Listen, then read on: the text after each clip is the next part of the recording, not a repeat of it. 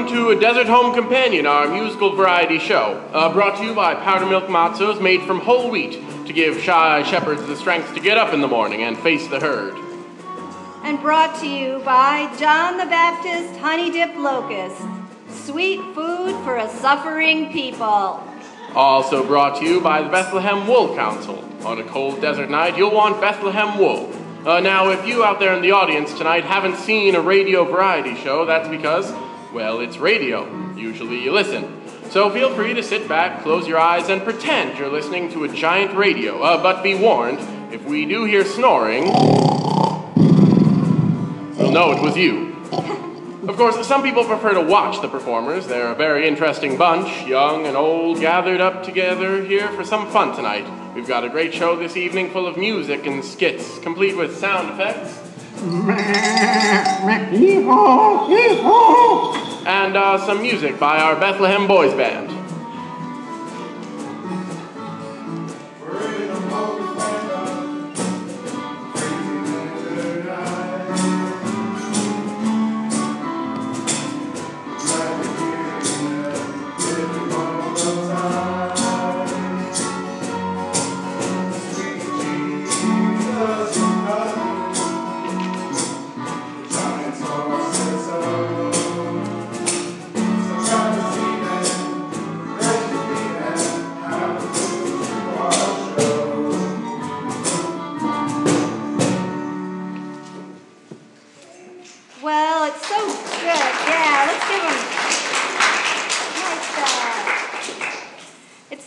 To be here at the Parish Hall Theater in Bethlehem.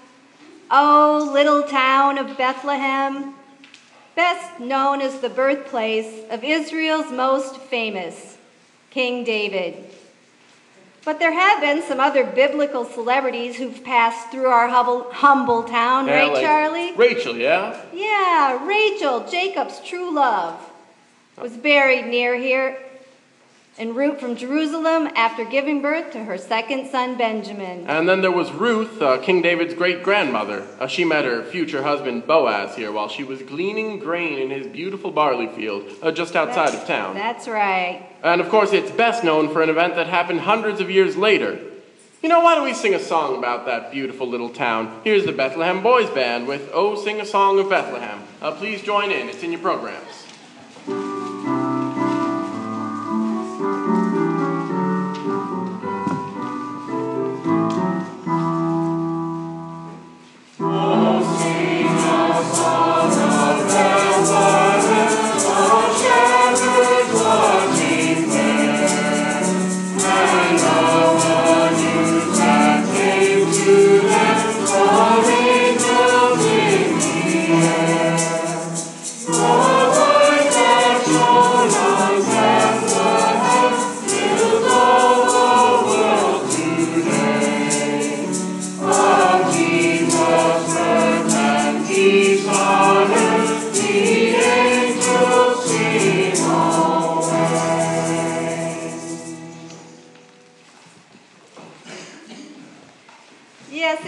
Charlie, there's a lot going on right here in Bethlehem.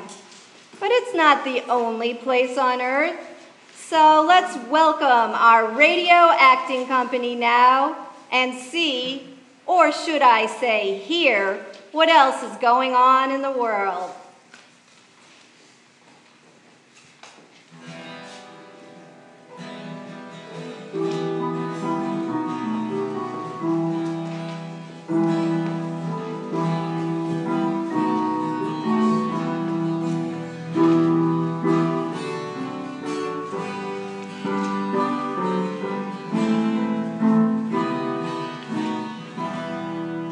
A dark night in a desert oasis that knows how to keep its secrets.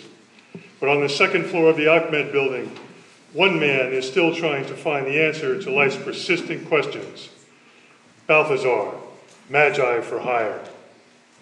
It was a quiet night. Too quiet. The Magi business had been slow lately, so slow that a snail could have passed it, so slow that Aesop's turtle could take a nap and still win the race. I guess nobody wanted to hear wisdom anymore. They were all too busy with their daily lives, finding food, fighting each other, and wondering if the Giants would ever win a game again. With nothing better to do, I started dusting the sign on my office door that read Balthazar, Magi for hire, private eye on the sky. Just then there was a knock on my door. Yeah, what can I do for you? In walked a strange-looking character with a black robe, covered in sparkling stars and crescent moons, and a pointy hat. You Balthazar the Magi? You the private eye on the sky? Depends who's asking. Melchior's the name. I am Magi too. I am looking for someone who can read the sky. Well, if you're a Magi, why do you need me? When was the last time you looked through that telescope of yours? Go ahead, take a look. Away to the window I flew like a flash, tore open the shutters and threw up the sash, when what to my wondering eyes should appear but a star. A big star. A star so big it made the Hulk look like a munchkin. A star so big it would have been on the Hollywood Walk of Fame if it had been invented yet. I didn't even need the telescope to see how different it was. Whatever it was, I knew this was the biggest case of my life, and this Melchior character had poured it right into my life, like a tall glass of iced tea on a hot summer night. That's some star. Bah, and I need you to tell me about it. What do you want to know? It's got some special meaning, and I cannot figure it out. I need your help. I looked through the telescope and studied the star. It was like nothing I'd ever seen before or since. It was like it sang to me. What do you see? Hold on there a minute. Yeah, what can I do for you? You Balthazar the Magi, private eye on the sky? It was another Magi. I could tell by his robe with stars and crescent moons. Only his robe was purple, and his hat was more of a turban. But I played it cool. I stared him in the eye and said, "Seems to be a popular question lately." Yeah, well, I need a Magi who's good with a telescope, and I need to keep it quiet. Nobody can know what I'm doing. Looks like you're too late for that. I showed him in so he could see the other Magi. Melchior! Caspar, how did you find me? I wasn't looking for you. Well, I found Balthazar first. Go find your own stargazer. Why, you lousy wise guy. Wise man. And talk about lousy, you're a lousy astrologer. Otherwise, you wouldn't need this Balthazar character. Which is exactly why you're here, isn't it? You saw the star, and you want him to tell you what it means. It's none of your business, you purple-robed charlatan. Why, you black-robed fraud. I bring your... Knock it off, you two. We're all Magi, aren't we? All right, then. We all agree that there's something special going on, right? Right. So pipe down a minute and let me look at this thing.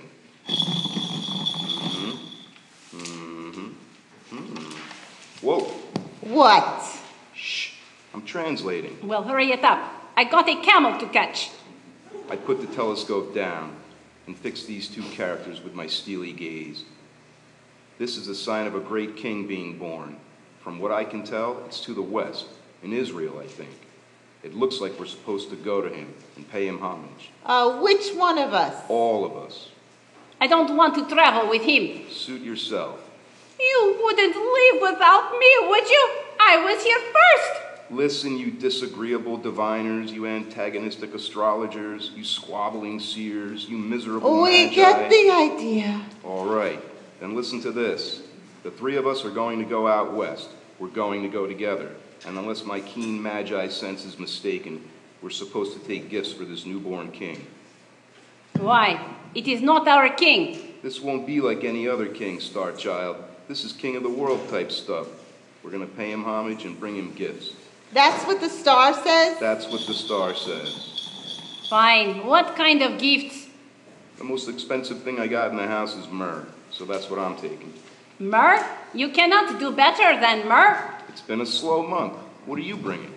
I am bringing frankincense. Some of the best stuff in the East.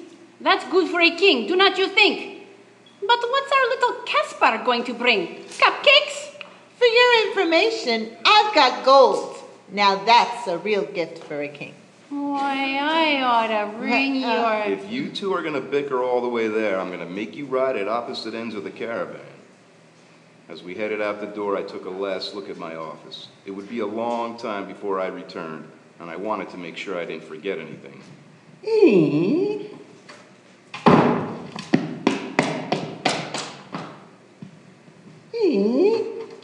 I told you to go to the bathroom before we left. I didn't have to when we left. A dark night in a desert oasis that knows how to keep its secrets. But on the second floor of the Ahmed building, one man is still trying to find the answers to life's persistent questions. Balthazar, Magi for hire. Thank you. That gives you something to think about, doesn't it? Yeah, it sure does. Maybe we'll think better with a little music, actually. Hey, BBB, what have you got for us today? Tonight we have Silent Night. Find the words in the program.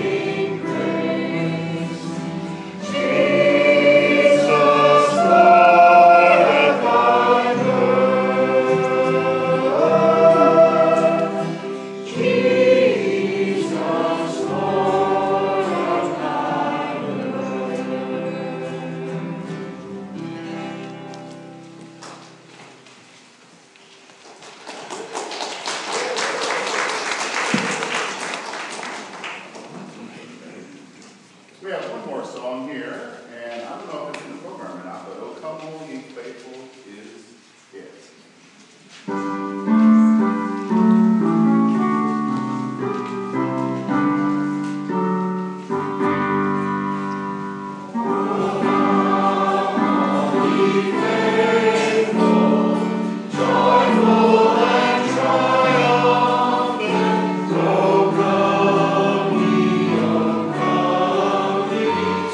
Well,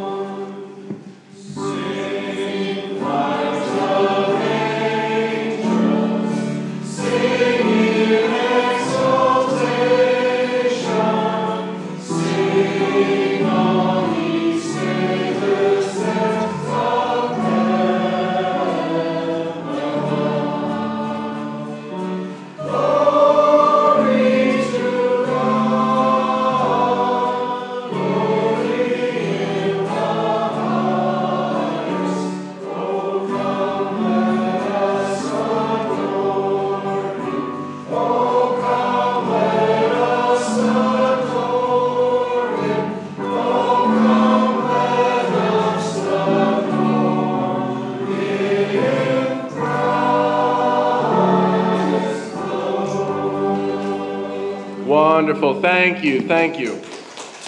Thank you to the band. This portion of our show is brought to you by Powder Milk Matzo in the big blue box. Made from whole wheat, raised by Nazarene bachelor farmers. So you know they're not only good for you, they're also pure, mostly. Give shy shepherds and fishermen the strength to get up and do what needs to be done. Heavens, they're tasty. You know, Bethlehem is...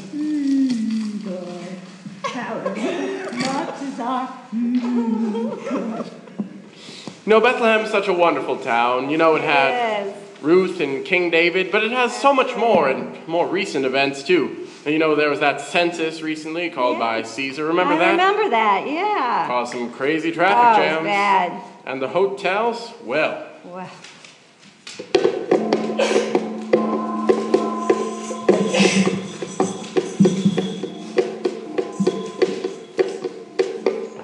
Did you remember the reservations, Joseph? Dear, I told you I couldn't get reservations on such short notice. But it's not a problem. Bethlehem is so small, there's no way we won't find a room. Well, I hope so. I don't really want to give birth in the middle of the road. Trust me, I'll be.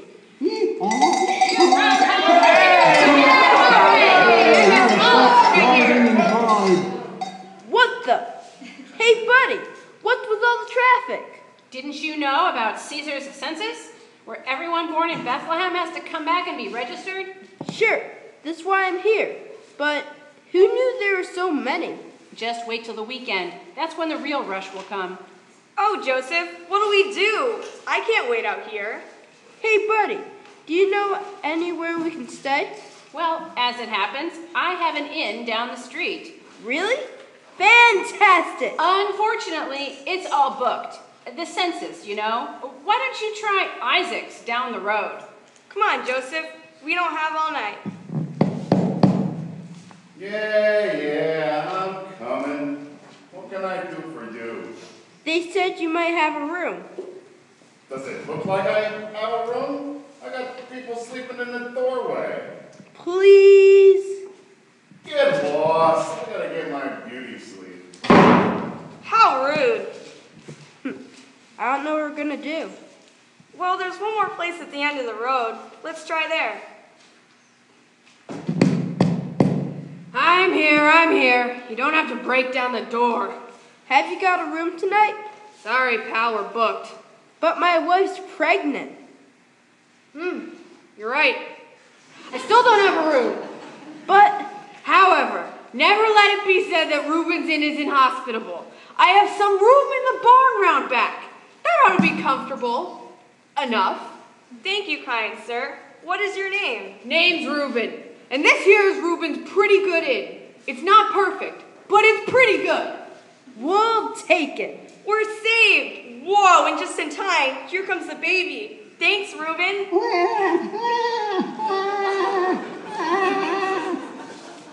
Brought to you by Reuben's Pretty Good Inn, where we always have room for you, even if it's a barn.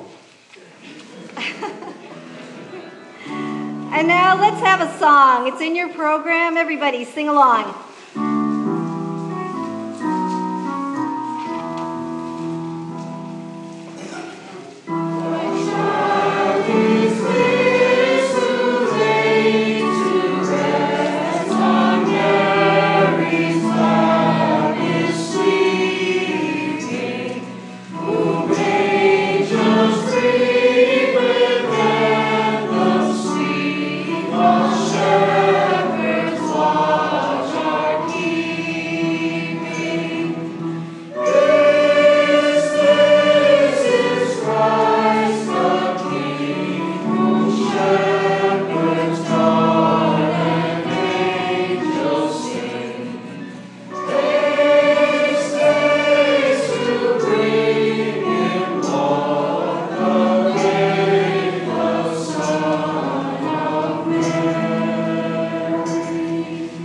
Well, we're going to take a pause now and have a brief intermission, and then we'll come back. Don't forget to fill out the shout-outs card in your program using the guidelines on the little sheet we've got there, and enjoy the coffee and tea over here on the house.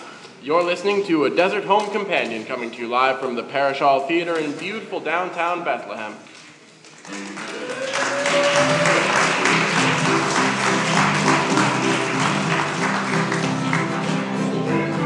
Oh, when the saints go marching in, when the saints go marching in, all I want to be in that number. When the saints go marching in, when they round, in the hall, when they round, in the hall. All I want to be in that number. When they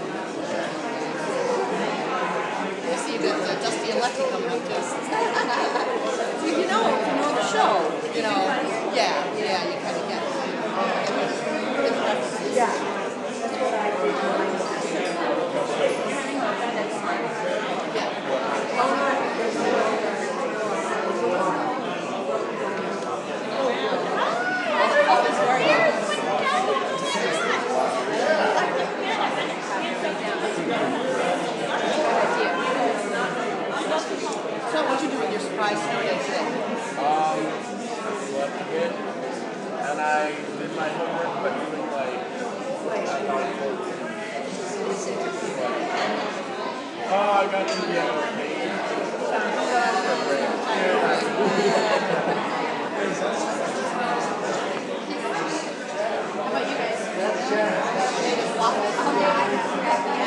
I was gonna work on trapping this cat. I've got this one feral cat that's supposed to be trapped so we can get it to the vet.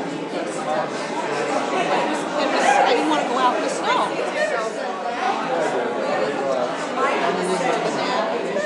By that time it was too late. But I went anyway, but I didn't catch him. The other cats were around and he was pretty shy. So I'm going back tomorrow. Give it a try. Sardines and tilapia. Well, because he's very shy. I tried like 5 times before. These are the ones down by Tina. My sister. This is one that's like part Siamese. He's a fluffy Siamese. He's got coloring. He's not skinny at all. Siamese looking. That's fine. Yeah. He just kind of showed up a few months ago.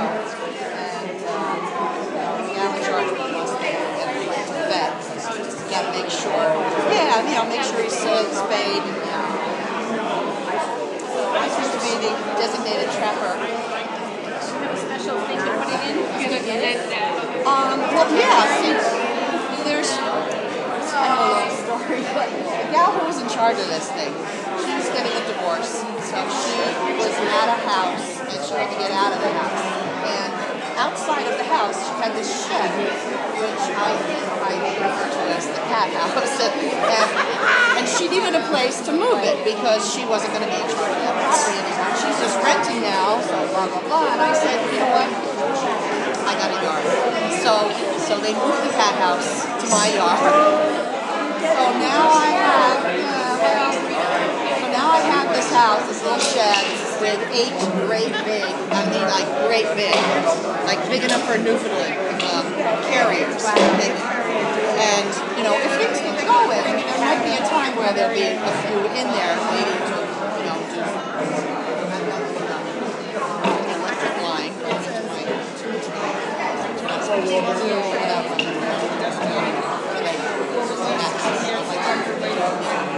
Marijuana. So when I trap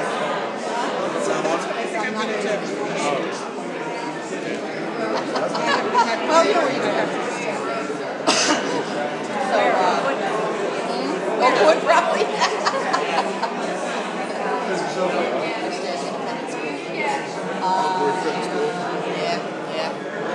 So when and if I catch it, I'm going to put it in one of those things, and then I'm going to call Lori and say, I got it. And then she'll have somebody take it to the vet, and then I guess I'll just take it back. And maybe it'll show up and get it. Get its meals.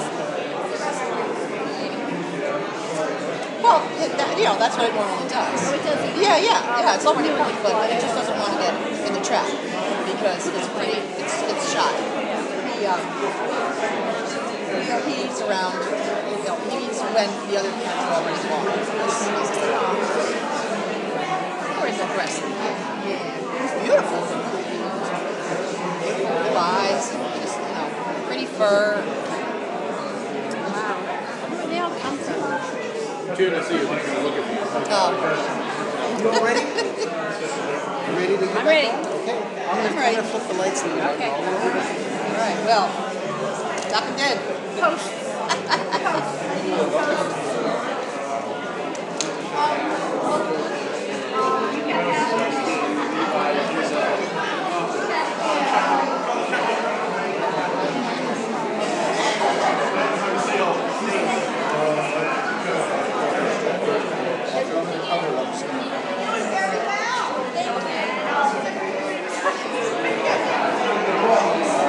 Oh, yeah? Really?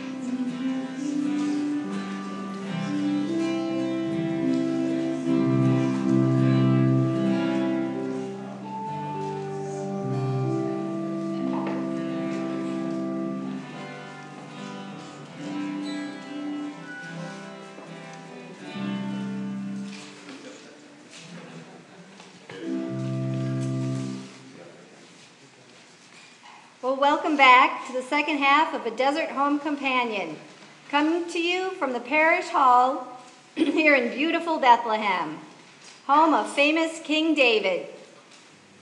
I believe we have some shout-outs from the crowd here. I'll get started with those. We have, hello to Tig, home all alone with no one but your imaginary friends. Hello to the St. James family, and Happy New Year. Mary says, hello to my sister Martha. Really, sweetie, you should quit cleaning for once and come enjoy the show. Anna, I'm at church. No, I'm not senile. I know it's Friday. Remember to blow out the candles, take out the dogs, and turn off the heat. Mom. We have happy anniversary to my darling Delilah from your adoring Samson. Our marriage proves that love is blind. A shout out to the Bethlehem Boys Band. You guys rock. We have shout out to Mr. Gatch. And that is all. Happy birthday to twin nieces, Brenna and Grace Mead O'Brien, Kemos, Michigan. Congratulations. To whom it may concern, with all my love, 8892. And congratulations to Jalen for all the pictures of you in the newspaper. Dear Holy Family, can I get your autographs?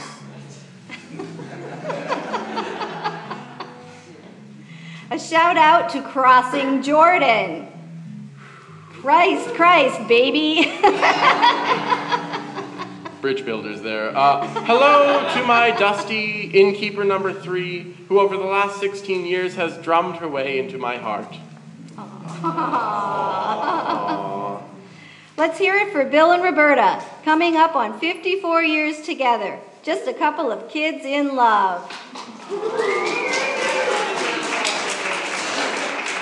And here's a shout out to all the St. James mice.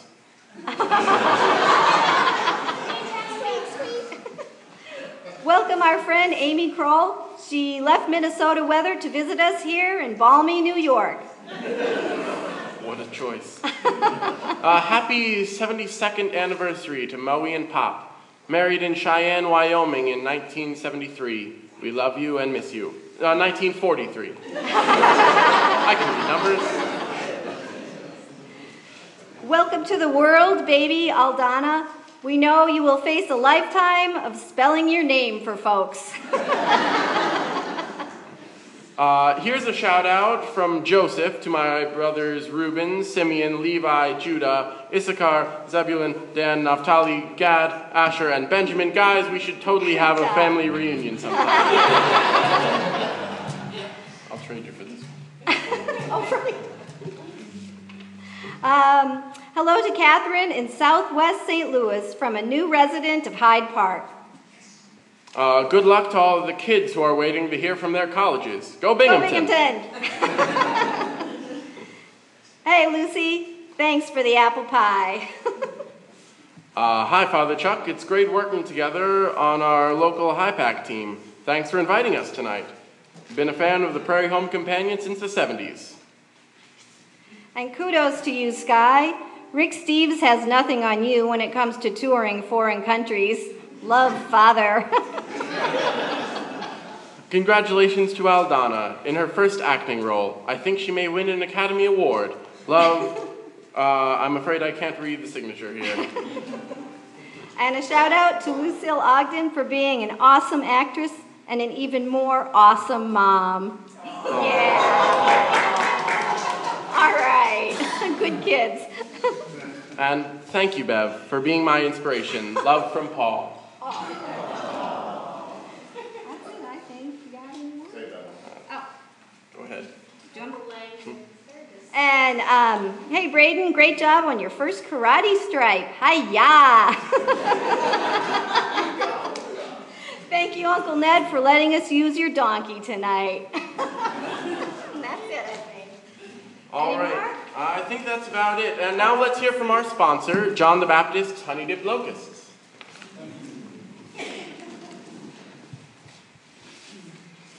You are the best-known carpenter in Jerusalem. And you just got the call to fix the roof on the Roman governor's palace. It's a big gig. It could pay your bills for a year, or, if you mess it up, it could be your last job. With your nerves on edge, you leave your house, carrying your toolbox when out of nowhere, a giant bird, like you've never seen, swoops down, grabs your hammer, and flies away. It's your best hammer. It's your only hammer. You need it. You drop your toolbox and give chase. Hey, you get back here! I need that. Suddenly, the bird dives into the busy marketplace. You follow, pushing through the crowd. Hey,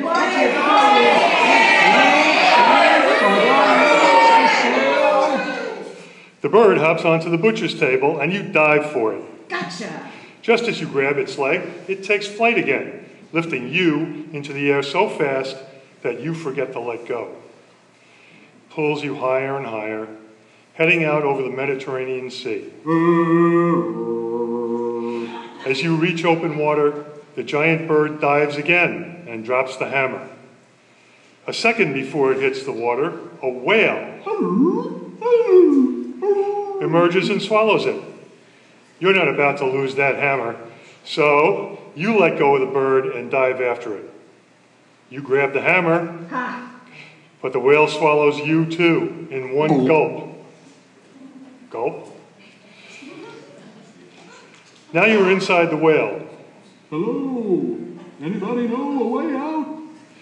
All you can do is ponder your situation and recite poetry. Out of the depths have I cried unto thee, O Lord.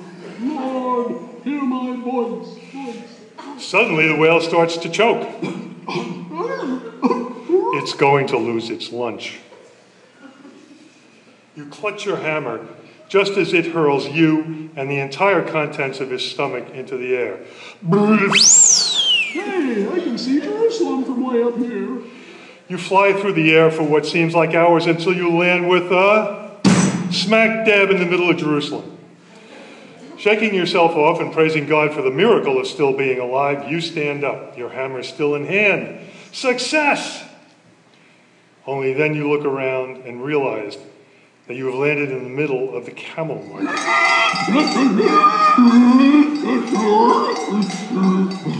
Now you're covered in whale slime and camel grime. Worse yet, you look up to realize that the governor is standing right in front of you shopping for a new camel. He says, "Say, aren't you that carpenter who was supposed to be so good? I waited and waited for you, but you never showed up. So I hired your rival. He did a great job, and I'm going to recommend him to everyone. At least he's reliable. Now get out of here. You need a bath." Wouldn't this be a great time for some of John the Baptist's honey-dipped locusts? Nothing gets the taste of shame and humiliation out of your mouth faster than a fistful of swarming bugs. John the Baptist's honey-dipped locusts, designed for suffering people.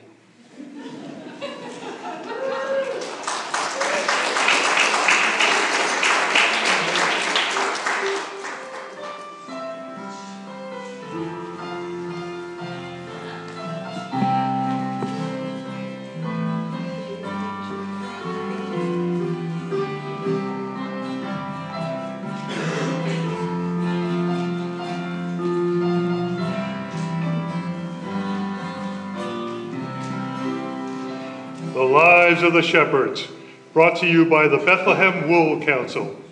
When you want to stay warm on a cold desert night, think Bethlehem wool. And now today's exciting story.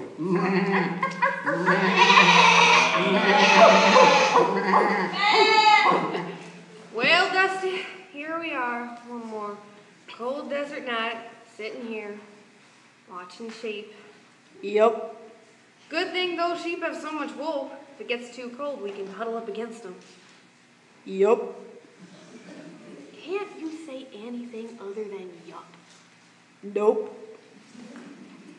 You think you could at least say, Lefty, I don't feel like talking today. Couldn't you say that?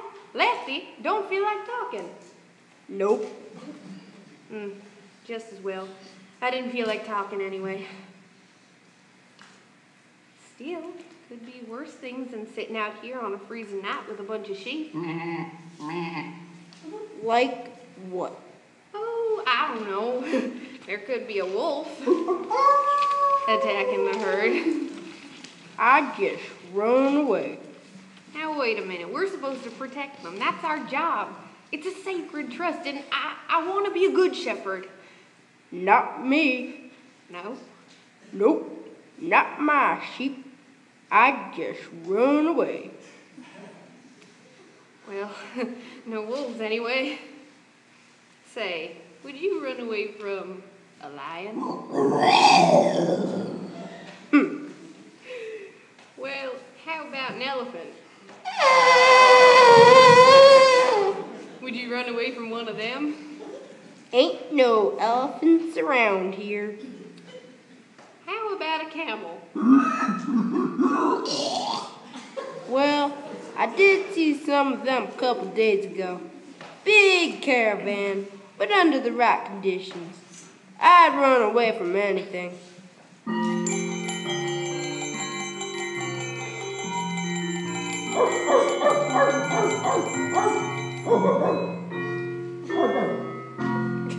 Even an angel?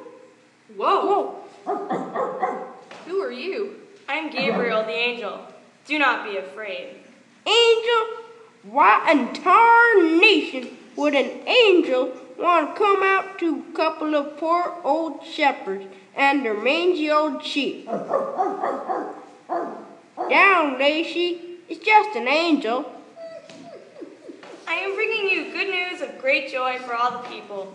To you is born this day in the city of David a Savior, who is the Messiah, the Lord. Well, listen here, Mr. Angel. It's Gabriel. All right. Listen here, Mr. Gabriel. We don't want any trouble. We just want to sit here and enjoy our miserable lives of sheep stench and quiet desperation. Yeah, we're shepherds. That automatically makes us desperate. But what about the Messiah? That's another thing. What do you mean by a Messiah? I thought Messiah was a musical piece or something. Yeah, you got a big choir, I heard. The Messiah is your Savior. Savior? How do I know? This will be a sign for you. You will find a child wrapped in bands of cloth and lying in a manger. I don't know about no signs, Lefty. Sounds kind of new agey to me. It's a baby, for crying out loud. Just go check it out. Whoa! A whole heap of angels.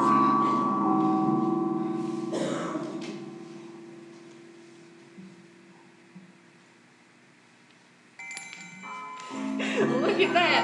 They're all floating back up to heaven! Yup.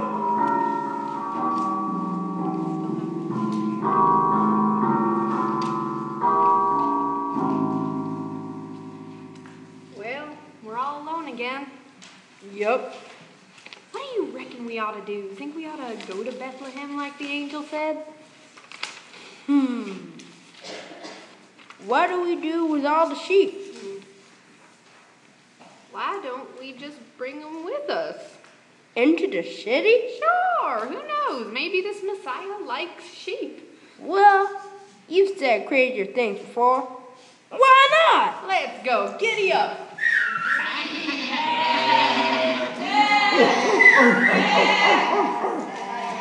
The Lives of the Shepherds, brought to you by Dead Sea Cooking Salt. If what you're cooking is dead, Dead Sea salt is for you. Now, Bev, I believe we have a musical guest from Bethlehem. Is that right? Yes, that's right. Local talent. And he's famous for a tune you probably know. Let's hear it for the drummer boy. Hey, drummer boy. Yeah. So, you play the drums, right?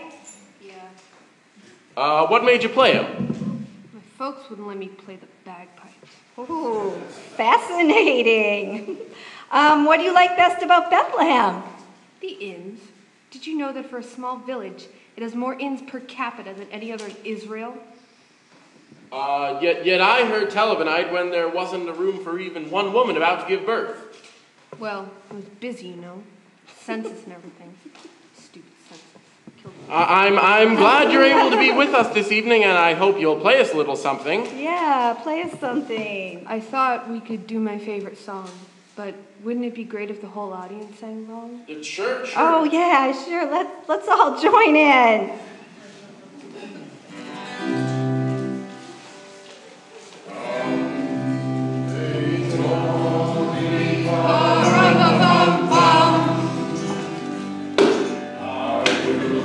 To sing finest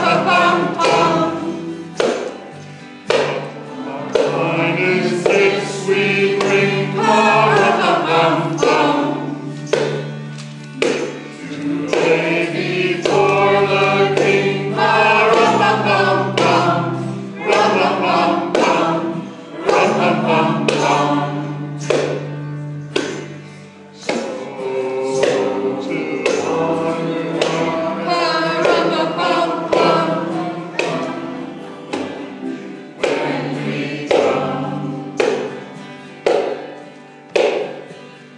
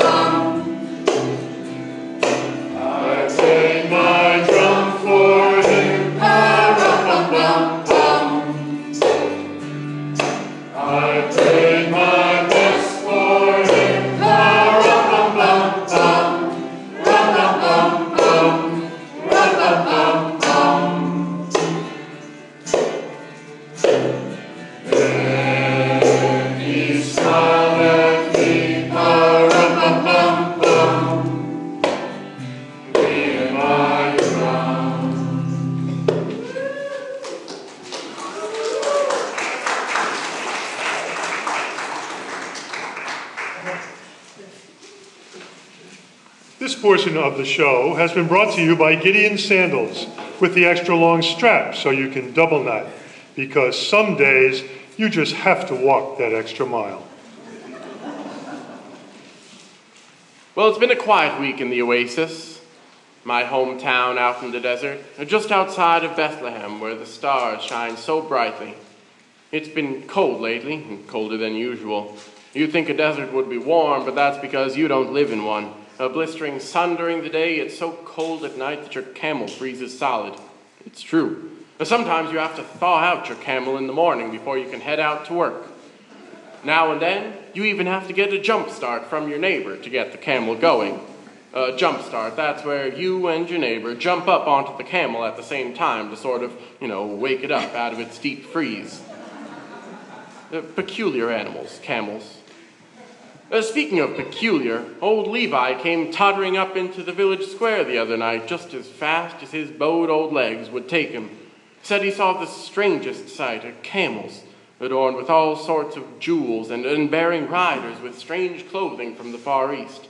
That's what old Levi said, but then old Levi's always been kind of strange himself, so nobody paid him much attention. Most of us just waved him away, and a couple said, "Go on, get out of here. You're always telling stories." Well, there wasn't anything old Levi could say to make them pay attention, so he just kind of wandered off, muttering to himself about a star.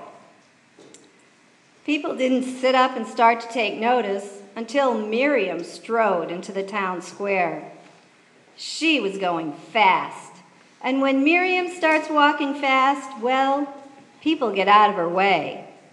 She's young and fearless and has been known to run right over Roman sentries who are always too scared and embarrassed to complain.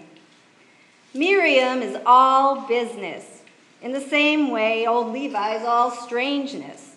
So, if she tells you something, you better believe it, if you know it's good for you. Young Eli was in the village square that night, too. He always had a thing for Miriam, but he's been afraid to tell her. He's a shy one, that Eli. He's so shy around girls and strangers that when Caesar ordered everyone to go to their hometown to be counted for a new census, he passed right out, right in front of all the village girls gathered to welcome a group of foreign merchants. So you can imagine how hard it was for Eli to tell Miriam how he felt. I keep telling him to make arrangements with Miriam's brother Saul. Saul would let him have her for a tiny dowry because he's afraid of his sister. Besides, Eli's a good-looking fella, and it's no secret that Miriam has her eye on him too. Anyway, Eli was in the square when Miriam got there, her face all red and out of breath. Eli, well, he gathered up his courage and he said, "Miriam, what's wrong? You look like you saw a ghost." "Might as well have," she gasped, "after what I saw." It took a while for her to calm down enough to tell us what it was, but we weren't about to say, "Hurry it up there, Miriam, we haven't got all night." And truth be told, her being all out of breath kind of built up the excitement. We figured anything that got her worked up like that had to be good, and the more out of breath she was, the better it had to be. So it was a bit of a letdown when Miriam finally caught her breath and said, I saw, and we said, "Go on," and she said, "I saw a star." Well, it didn't help that old Levi chose that moment to reappear and shout, "Me too! I saw it too! And the camels!" The rest of us looked around at each other, a little worried about Miriam, who up to that moment had been the very embodiment of good sense. Young Eli looked so sad, like his dog had forgotten how to bark or something. But Miriam wouldn't have any of it. She pointed up at the night sky and said, "Look, you big dummies." We all looked up, and behold, there was the largest star any of us had ever seen. And it was moving right past Bethlehem, in the direction of Bethlehem. The moment was sacred. We could all feel it as we stared in hushed awe. That is, until old Levi cried, "Who's crazy now?" It takes a lot to get people going in the oasis, moving on a cold desert night. But this night, everyone just started following it. There must have been 100 of us walking down the road to Bethlehem, and the only interruption came from little Rachel, who cried out, "Ew, I stepped in sheep poo, get it off, Mama." Come to think of it, there was more than the usual amount of evidence that a large herd of sheep had passed by recently. And there were camel souvenirs too. We didn't have to see them to avoid them, right? You can smell them from 50 yards away. Well, when we finally reached Bethlehem, we were surprised that nobody was out and about. What with the big star, the sheep, the strangers from the east, we figured there must be a street party going on. But nothing. So we wandered around like the tourists we were in the big city, gaping at all the streets and buildings. I remember Zacchaeus pointing out a building and saying, "Wow, it has 2 floors." We might have gotten sidetracked with that one for a while, except Miriam started marching in the direction the star was going. And before long, we were at an inn. The innkeeper was sitting in front with his head in his hands. When he looked up at us, he just shook his head and groaned. Now, the folks from the oasis are kind people. That's just how we are. So we asked him what was wrong. "Like I need more tourists," he said. Since there wasn't anyone but us around, we didn't exactly know how to respond to that one. Well, when he saw our confused expressions, he groaned and said, "Around, back," and he jabbed his thumb in the direction he wanted us to go. You know a night is special when the stars shine just so, and the birds sing when they should be sleeping. But this night, well, we could not have anticipated what we saw. Angels fluttered over a stable, shepherds and sheep, the strangely dressed men with their camels, and was that gold they had? I believe so. And frankincense? I'm no expert, but I think that was myrrh. And before them all, so tiny you could barely see him, but so bright and shining and perfect that you couldn't possibly miss him, was a baby.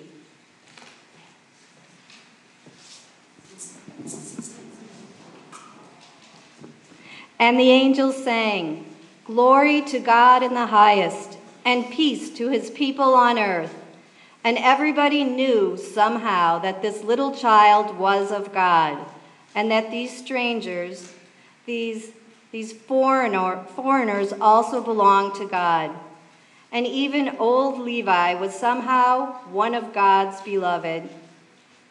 As we headed back from Bethlehem toward the oasis, we all talked among ourselves, thinking that maybe God loved all of us, the rich, the poor, the Gentile, the Jew, the Miriams, and the Levi's too, which may not seem like a lot, but that night, with that star at our backs, it was enough. Well, that's the news from the oasis, where all the women are strong like Miriam, all the men are good-looking like Eli, and all the children, like Rachel, are above average at finding sheep poo.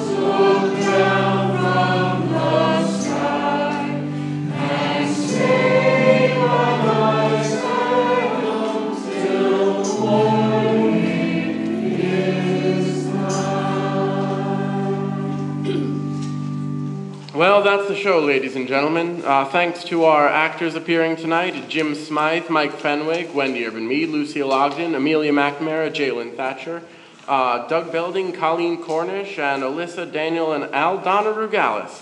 I'm Charlie Urban-Mead. And I'm Bev O'Halloran.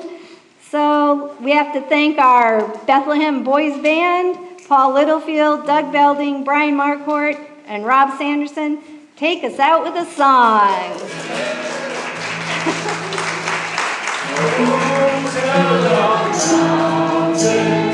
Oh,